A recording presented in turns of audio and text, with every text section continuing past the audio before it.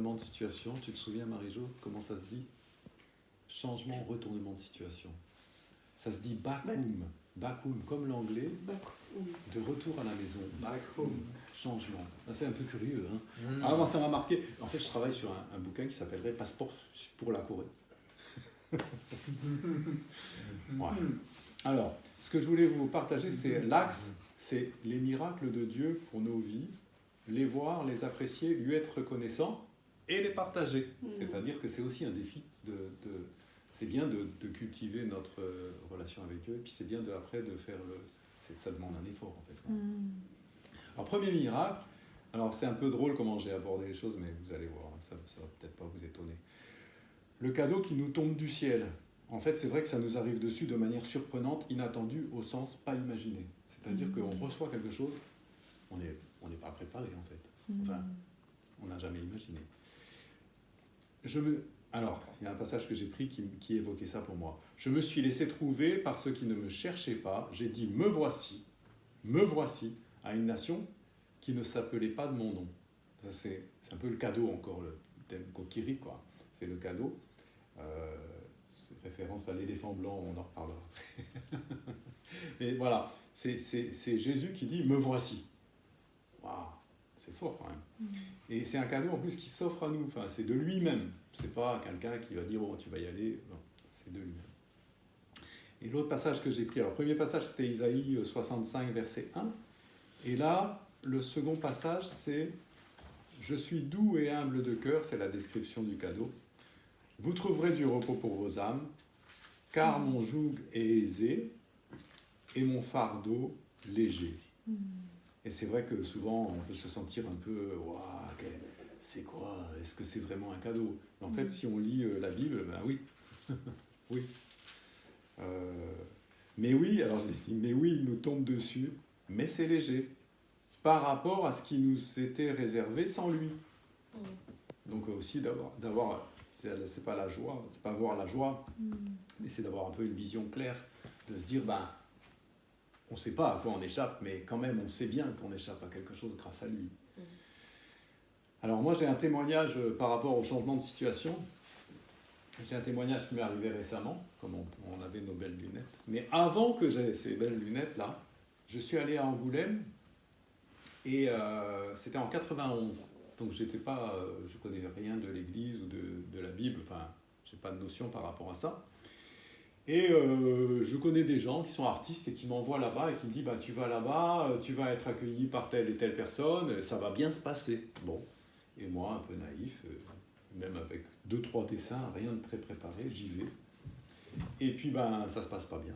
C'est-à-dire, je ne vois pas ces gens-là, je ne suis pas accueilli, et je me retrouve tout seul à Angoulême que je ne connais pas, et puis de plus en plus déprimé. Puis moi, quand je suis déprimé, je dis, c'est pas grave, ça m'est égal. Donc ça m'est égal, je me laisse un peu aller. Je me retrouve dans un bar, ça traîne, je me dis, il va bien se passer quelque chose, et puis il ne se passe rien. Donc la soirée dure, et puis ben, je ne sais même pas où je vais dormir, quoi. Donc, et puis j'ai pas d'argent en plus. Donc, ok, et puis je suis au bar, et puis un gars, je lui dis, bah, il vient, et il me dit, qu'est-ce que tu fais, quoi? Et puis ben, je lui dis, voilà, j'étais à Angoulême, je pensais être accueilli, puis il n'y a personne. Et puis lui, en fait, il était dans un centre d'accueil pour SDF. Et il me dit, ben, t'as qu'à venir avec moi. Et je me suis retrouvé dans un centre d'accueil pour SDF. Alors là, j'étais content quand même, parce que j'étais pas dehors. Et le lendemain matin, bon, c'était un peu dur pour moi de vivre tout ça, hein. C'est pour ça, vous allez voir. Et après, le lendemain matin, quand même, ce qui était positif dans cette histoire-là, c'est que j'étais entouré des hommes, mais qui étaient extrêmement bienveillants. Extrêmement, qui étaient, malgré leur situation, très souriants, très accueillants, très chaleureux. Ça m'a beaucoup marqué. Mais bon, globalement, ce moment-là était plutôt une souffrance. Arrive Angoulême de 2025, donc moi j'ai connu Dieu en 92, et 2025, donc ça c'est récemment. Donc je suis parti là-bas avec un disciple, j'ai été accueilli par sa maman, l'ami de sa maman nous a rejoints. La maman, elle est artiste, elle nous raconte plein d'histoires d'artistes, elle nous invite vraiment dans sa vie, on a un vrai échange avec sa maman. Et après, on se retrouve avec 2 personnes qui habitent un ancien moulin restauré, 2 grands feux de cheminée, la rivière qui coule, parce que c'est un moulin, tout ça, mais un cadre magnifique. Ce couple-là nous reçoit, mais comme des rois, vraiment, ils nous accueillent le soir, etc. Et puis moi, bon, vous connaissez peut-être pas tous les détails, mais je suis dans un atelier de bande dessinée, donc je suis sur les stands la journée, et puis je vends les fanzines. Bon, c'est tout un truc, hein, on apprend, voilà. Alors, il est arrivé un truc quand même spécial. C'est qu'il y a un gars que je suis par vidéo depuis un certain temps. J'avais acheté ses livres. Mais lui, qu'est-ce qu'il a de particulier? Il parle de sa foi en bande dessinée. Et ça m'avait toujours un peu impressionné. Je me suis dit, wow, il y arrive, lui, et moi, j'y arrive pas. Ouais. Et je vois ce gars. Et alors, moi, j'étais au stand, tu vois, j'étais avec Grégoire, tout ça. Et puis, je vois le gars, puis il a l'air un peu fatigué, il traîne des pieds, il a l'air un peu déprimé. Mais je me dis, ah, mais c'est lui quand même. Alors, je sors vite fait, je me mets devant lui, et puis je me présente, je dis bonjour, ça va? Et tu es Alain, n'est-ce pas? Ah bon, tu me connais? C'est Alain Auderset. Ah bon, tu connais mon nom? Tu vois, il est drôle, quoi. Ah, j'ai dit oui, je te connais, enfin, je te connais, j'ai vu tes vidéos, j'ai acheté tes bouquins un peu, quoi. Puis j'ai dit, tu as faim? Parce qu'il avait l'air mal, quoi. J'ai dit, tu as faim? Il me dit oui.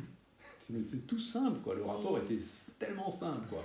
J'appelle, il y avait une de l'atelier 54 qui était là, je dis, hey, tu peux me passer une banane et du chocolat? Auderset, il est tout content. C'était tout simple, quoi.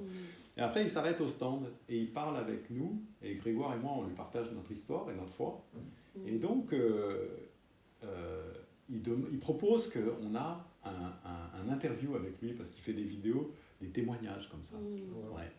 Donc, moi, je dis, vas-y, Grégoire, et puis moi, je me dis, je vais me faire oublier, ça va bien se passer, tu vas rester tranquille, hein, on va pas te déranger plus que ça, tu as déjà fait une bonne part, c'est bon.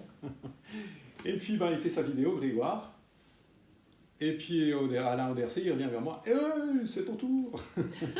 J'ai dit, ok. Et donc, j'ai fait une vidéo d'interview avec ses questions pertinentes, et puis son caractère, c'était sympa. Et aussi pour dire 3 jours de soleil intense.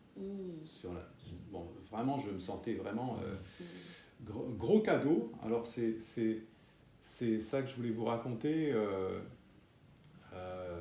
Bon, alors, un petit bémol, je ne sais pas si c'est un bémol ou dur, je ne sais pas.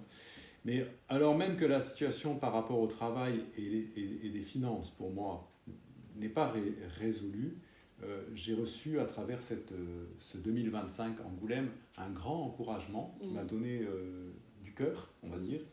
Et ce matin, en fait, avant que j'avais fini mon message là, ce matin, un ami qui accompagne Alain Auderset sur ses one-man shows et sur ses publications, tout ça, m'a laissé un message en me disant j'ai regardé ton interview, il était pertinent et j'aimerais t'accompagner dans ta démarche d'artiste.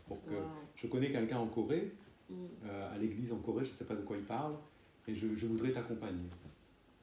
Et là, et puis une qui habite en Calédonie qui me dit est-ce que tu fais des illustrations pour livres pour enfants? Donc amen. Je peux dire que ça. Voilà, j'en ai prié pendant toute la journée là, mais voilà. Merci beaucoup d'avoir écouté. Merci à vous.